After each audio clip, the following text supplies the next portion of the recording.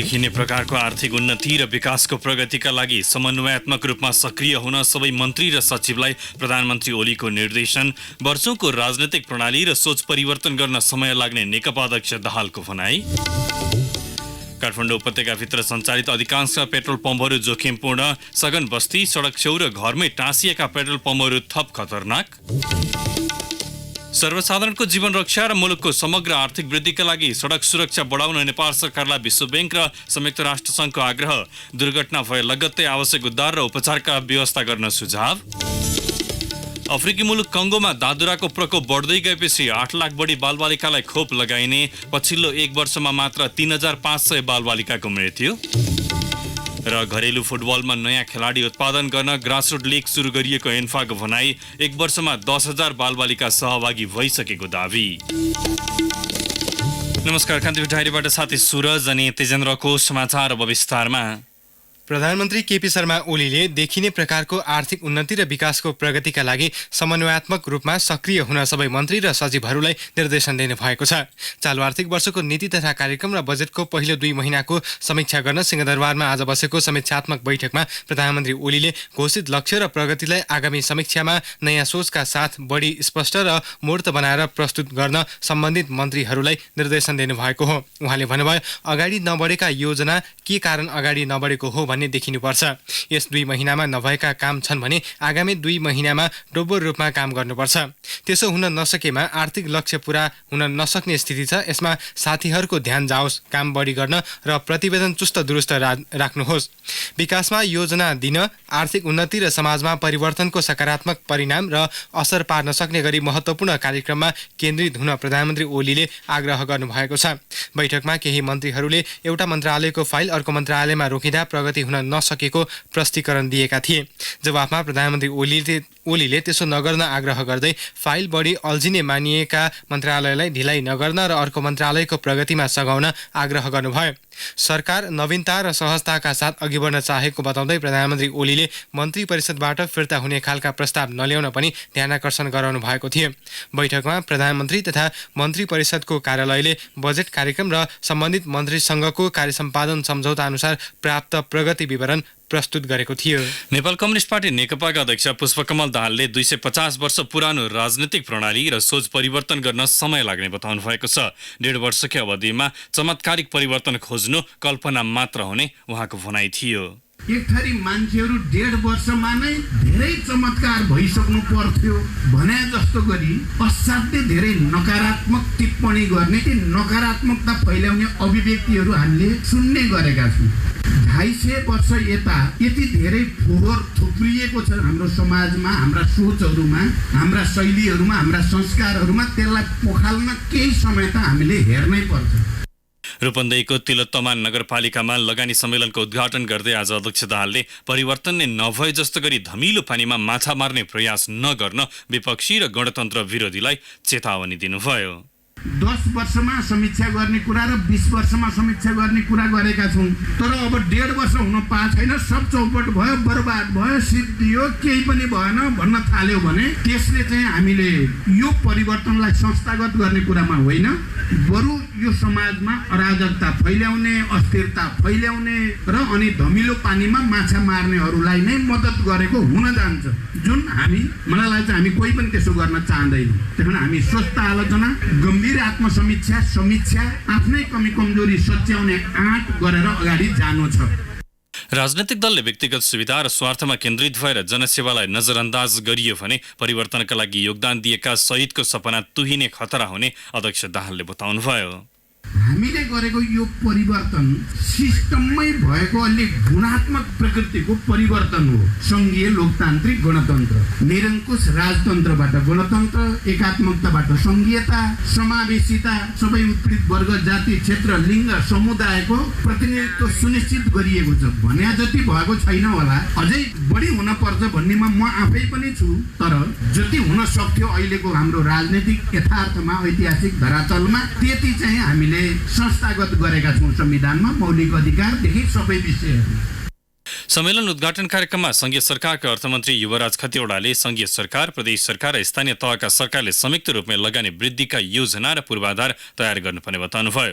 कोटी हवामा जारी सम्मेलन लगानी सम्मेलनमा विदेशी लगानीकर्ता सहित देशभरबाट व्यवसायी सहभागी भएका छन्। छनौट गरिएका 22 मध्ये औद्योगिक ग्राम, एकीकृत कृषि उत्पादन, संकलन तथा प्रशोधन केन्द्र, एकीकृत फोहोर व्यवस्थापन लगायत 10 परियोजनामा सम्झौता भइसकेको तिलोत्तमा नगरपालिकाका प्रमुख वासुदेव घिमिरेले बताउनुभयो। सम्मेलनमा 50 अर्ब लगानी जुट्ने अपेक्षा नगरपालिकाले गरेको छ।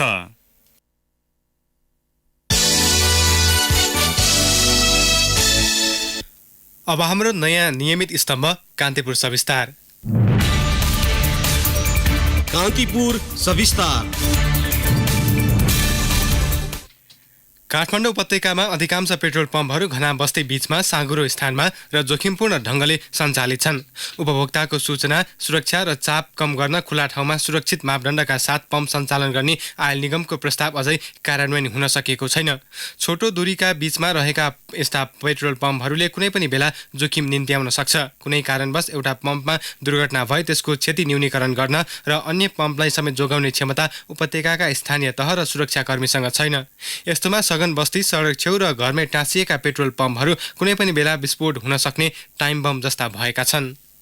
उपत्यकाभित्र सडक किनारमै सञ्चालित पेट्रोल पम्पका कारण काठमाडौँ ठूलो दुर्घटनाको जोखिममा छ। उपत्यकाभित्र रहेका करिब 123 मध्ये 15 वटा पेट्रोल पम्प अति जोखिममा छन्। कमजोर सरकारी संयन्त्र र तत्काल हटाउन नीति नहुँदा अहिले पनि ती पम्पहरूले सेवा दिइरहेका छन्। काठमाडौँ महानगरपालिकाको शहरी सुव्यवस्था महाशाखा प्रमुख हरि कुँवरको संयोजकत्वमा 5 सदस्यीय टोलीले 1 महिना लगाएर गरेको अध्ययनले उपत्यकाभित्रका अति जोखिममा रहेका 15 पम्प तत्काल हटाउनु पर्ने निष्कर्ष निकाल्यो। तर कानुन अभावमा कार्यान्वयन भएन। 54 सालदेखि यतापट्टि नयाँ खोलेको अवस्था छैन मानव क्षेत्रभित्र। त्यो बेला जुन किसिमको कानुन थियो त्यो कानुनले अब त्यस्तो हार्ड एन्ड फास्ट गर्ने अवस्था थिएन। तर अब अहिले सडक विस्तार भइसकेपछि त्यसले चाहिँ त्यो सडक विस्तार त सरकारले गरेको कुरा हो, उनीहरूले गरेको कुरा त होइन। त्यसले गर्दाखेरि कानुनमा अलिकति उनीहरूलाई संरक्षण गर्ने सक्ने अवस्था छ।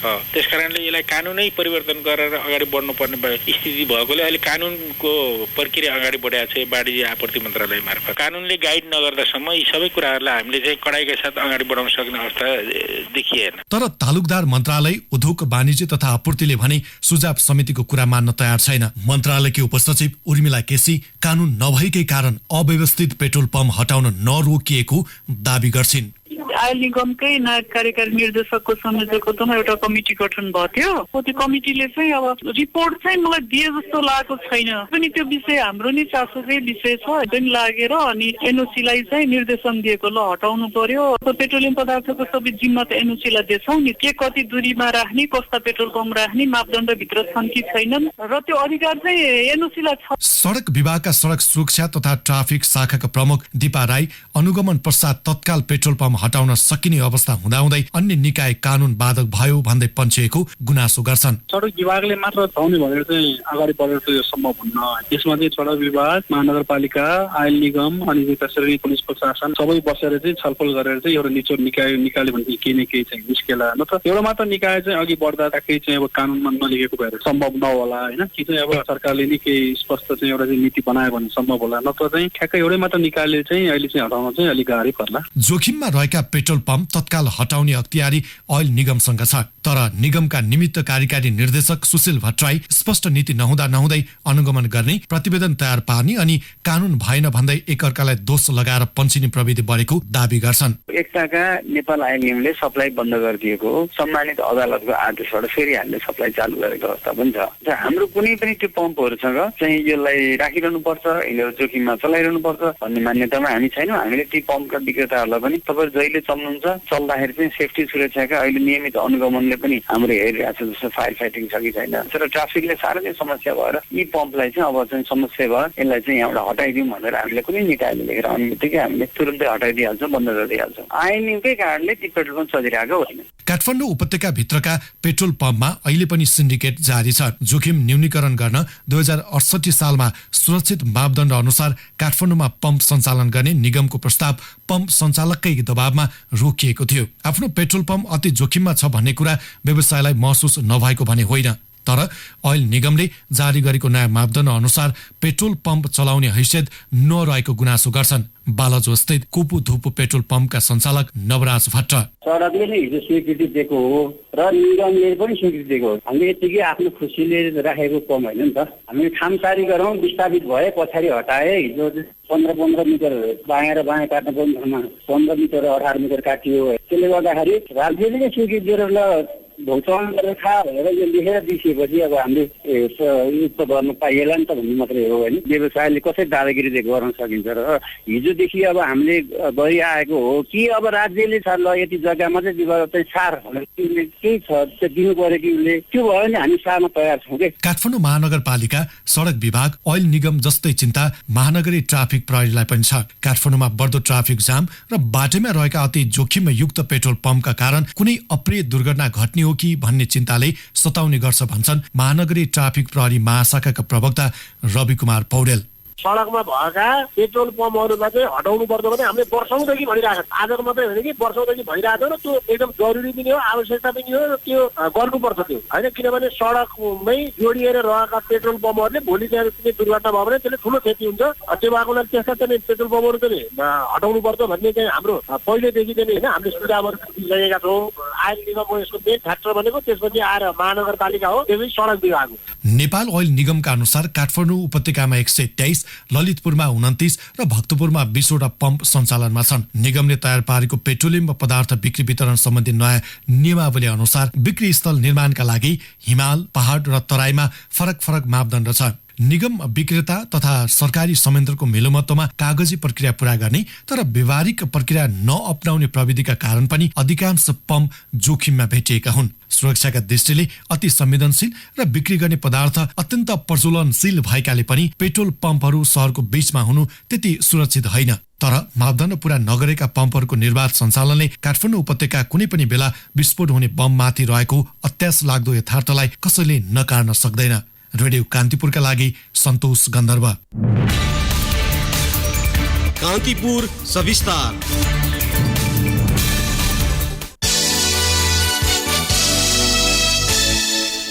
कान्तिपुर डायरीमा अब ब्रेकको पालो।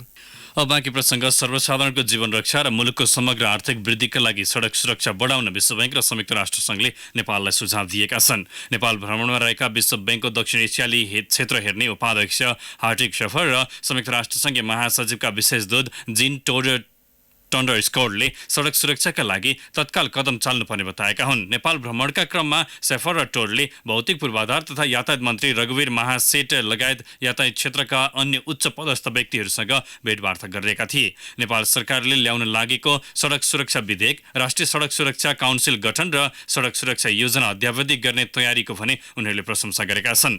सुशासन, सुरक्षित पूर्वाधार, सडक प्रयोग गर्ने असल संस्कारका साथै दुर्घटना भए लगत्तै आवश्यक उद्धार र उपचारको व्यवस्था गरिनु पर्ने उनीहरूको सुझाव छ। विश्व स्वास्थ्य संगठन WHO का अनुसार नेपालमा प्रत्येक वर्ष 1 लाख मध्ये हरेक दिन 16 जनाले ज्यान गुमाउने गरेका छन्। सडक दुर्घटनामा मुलुकको कुल गार्हस्थ्य उत्पादनमै 0.8% ह्रास आउने गरेको WHO ले उल्लेख गरेको छ।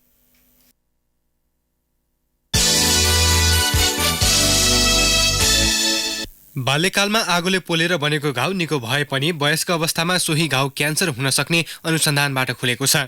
धरान स्थित बीपी कोइराला स्वास्थ्य विज्ञान प्रतिष्ठानको प्याथोलोजी विभागका चिकित्सक डाक्टर अनिल काफ्लेले नेपालमा यस्तो अनुसन्धान पहिलो पटक भएको बताउनुभयो।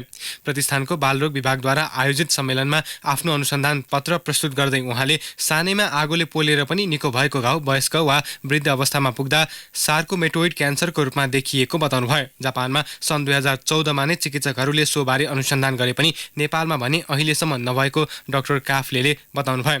स्वास्थ्य वैज्ञानिक शोध अनुसन्धान पत्र प्रस्तुत गर्दै प्रतिष्ठानका सहायक निर्देशक एवं फरेन्सिक विभागका एडिसनल प्रोफेसर डाक्टर विकास शाहले रक्सी पिउने व्यक्तिको पिसाब थैली फुट्ने जोखिम बढी हुने बताउनुभयो। प्याथोलोजीका डाक्टर गार्गी वास्तुलाले घाँटीभित्रको सामान्य तन्तु असामान्य स्थानमा बस्दा बच्चाको श्वास प्रश्वास प्रक्रियामा समस्या देखिने गरेको शोधपत्र प्रस्तुत गर्नुभएको छ। सम्मेलनमा प्रतिष्ठानका चिकित्सक, नर्स, चिकित्सा शास्त्र अध्ययन विद्यार्थीले अनुसन्धान गरेका 210 वटा वैज्ञानिक शोध अनुसन्धान पत्र विभिन्न समूह बनाएर प्रस्तुत भइरहेको बालरोग विभागका प्रमुख डाक्टर प्रकाश पौडेलले बताउनुभयो। सशस्त्र द्वन्द्वका पीडितहरूले आफूहरूको कुरा नसुनी कार्यक्रमबाट बाहिरिएको भन्दै शीर्ष नेताहरू विरुद्ध नाराबाजी गरेका छन्। संक्रमणकालीन न्यायको निकासका लागि भन्दै राष्ट्रिय मानवाधिकार आयोगले आयोजना गरेको कार्यक्रममा कांग्रेस सभापति शेरबहादुर देउवालले आफ्नो कुरा राखेर कार्यक्रमबाट बाहिरिएपछि पीडितहरूले नाराबाजी गरेका हुन्। हतार छ भन्दै करिब 15 मिनट भाषण गरेका सभापति देउवालले मन छाडे लगत्तै उनीहरू नाराबाजीमा उत्रिएका थिए। आयोगले सो कार्यक्रममा नेकपा अध्यक्ष पुष्पकमल दाहाल सहितका शीर्ष नेताहरूलाई बोलाएको बताए पनि देउवा बाहेकका नेताहरू अनुपस्थित भएको देखेपछि उनीहरू आक्रोशित बनेका थिए। कार्यक्रममा नेकपाका वरिष्ठ नेता माधवकुमार नेपालले संक्रमणकालीन न्यायको निकासका लागि आफूहरू लागि परेको बताउँदै पीडितहरूसँग आफ्नो पार्टी माफी माग्न तयार रहेको बताउनुभयो। कार्यक्रममा ढिला गरी उपस्थित नेकपा अध्यक्ष दाहालले सशस्त्र द्वन्द्वको सबै अब्जस लिन तयार रहेको बताउँदै दोषी देखिए कारबाही भोग्न तयार रहेको उल्लेख गर्नुभयो। द्वन्द्वकालका केही सहकर्मीहरूले बाटो बिराए पनि आफू भने सिद्धान्त, विचारधारा र कार्यशैलीबाट विचलित नभएको अध्यक्ष दाहालको भनाइ थियो। सरकारले शम्भु प्रसाद मण्डलको नेपाली नागरिकता रद्द गरेको छ। मन्त्री परिषदको निर्णय सुनाउन सिंहदरबारमा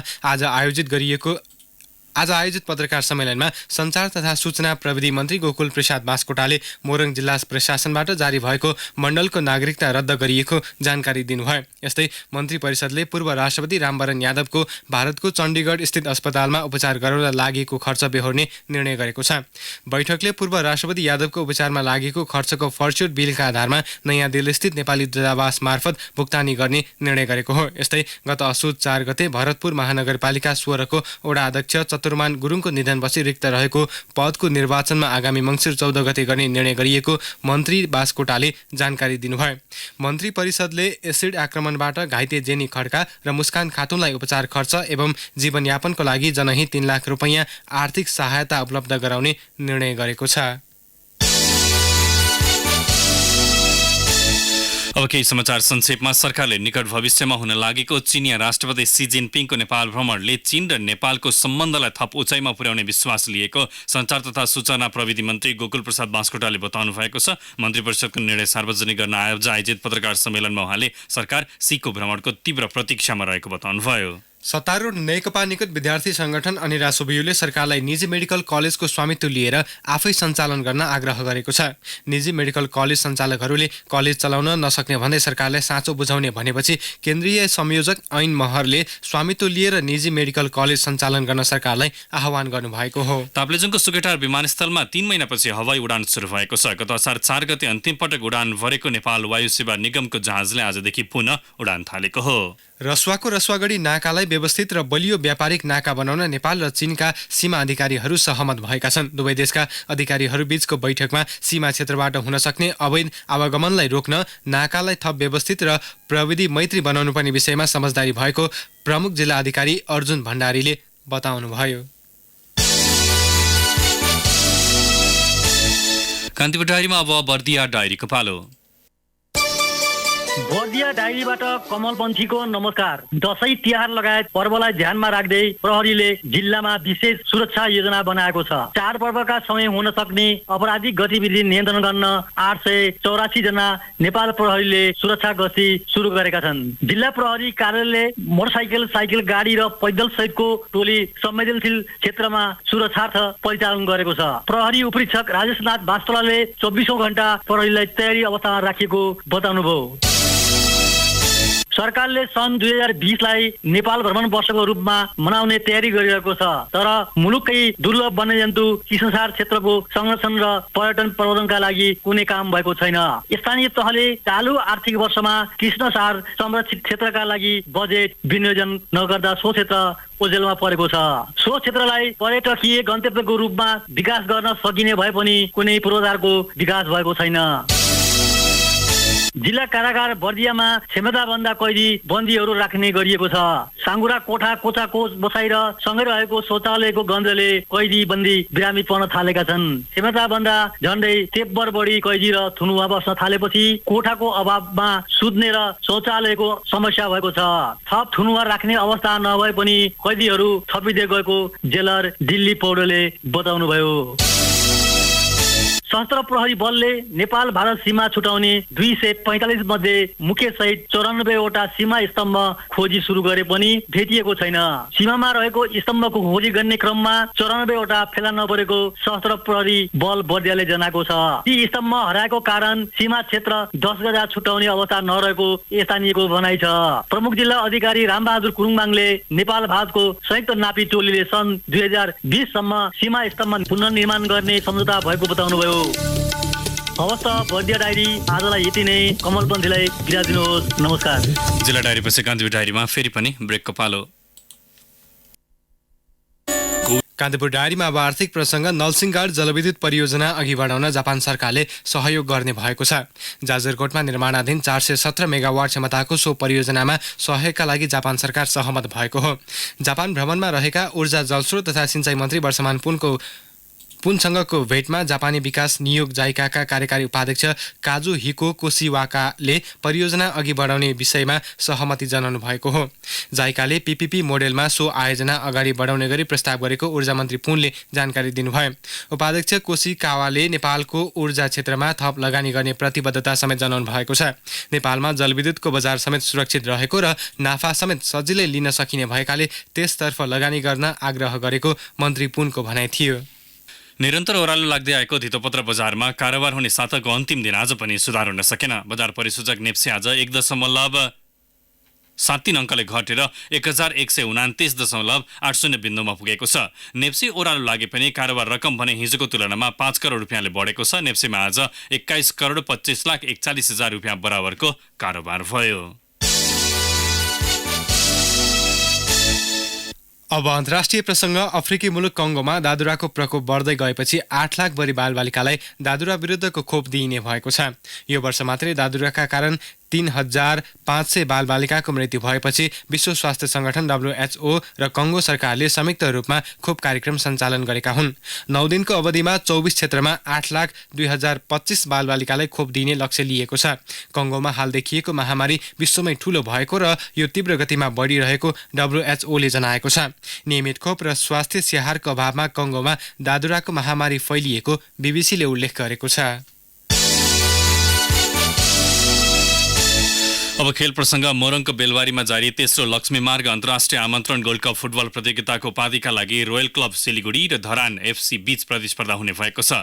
लक्ष्मी मार्ग स्थित स्थानीय विद्यालयको खेल मैदानमा आज भएको अन्तिम सेमिफाइनलमा सशस्त्र प्रहरीको APF लाई 3-0 गोल अन्तरले पाखा लगाउँदै भारत सिलिगुडीको रोयल क्लबले धरानसँगको भेट पक्का गरेको हो। रोयल क्लबको जितमा निशान्त लिम्बुले 2 तथा सञ्जय सुब्बाले गोल गरेका थिए। यसअघि हिजो भएको पहिलो सेमिफाइनलमा मदन भण्डारी स्पोर्ट्स एकाडेमीलाई 2-1 ले पराजित गर्दै धरानको FC ले उपाधि यात्रा तय गरेको थियो। फाइनल खेल पर्सि शनिबार हुनेछ। प्रतियोगिताको उपाधि विजेताले 5 लाख रुपियाँ हात पार्नेछ।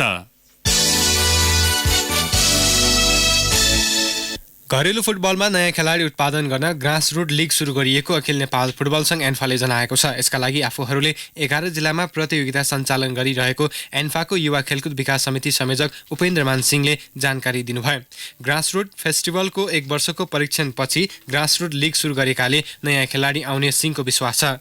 ग्रासरुट लिगमा पुरुषतर्फ 10 र 13 वर्ष तथा महिलातर्फ 13 वर्ष मुनिका खेलाडीहरूलाई समावेश गरिएको सिंहको भनाइ छ। ग्रासरुट कार्यक्रम सुरु गरेको 1 वर्षमा 10,000 बालबालिका सहभागी भइसकेको एन्फाको दावी छ। क्लब लाइसेन्स लिएका AFC को नयाँ मापदण्डमा पनि 15 र 18 वर्षका खेलाडीलाई समावेश गर्नुपर्ने नियम छ। खेलाडी उत्पादन गर्ने एन्फाले मात्र नसक्ने भन्दै A डिभिजनका 14 क्लबसँग मिलेर जान सके देशभरका खेलाडीले मौका पाउने एन्फाको भनाइ छ। हस्त कान्तिपुर डायरी अहिलेलाई यहाँ सकिन्छ। सुरज र तेजेन्द्र बिदा हुन्छौँ। नमस्कार। सूचना र मनोरञ्जनको संवाहक रेडियो राष्ट्रको रेडियो कान्तिपुर।